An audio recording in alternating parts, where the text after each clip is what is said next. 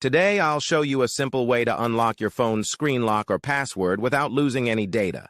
The best part? It's free and easy, even if you're not a tech expert. Just follow these steps, and you'll be able to unlock any phone hassle-free. Let's get started. You can unlock your phone's screen lock or password using a special code.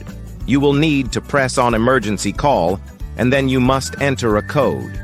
This code is unique to each type of phone and is provided by the phone manufacturer. In this video, we're using a code that works specifically for the type of phone we're demonstrating. Here's how you can get the code. Visit this website that provides unlock codes for free using a unique method. And that's it. Now you can unlock your phone without losing any data.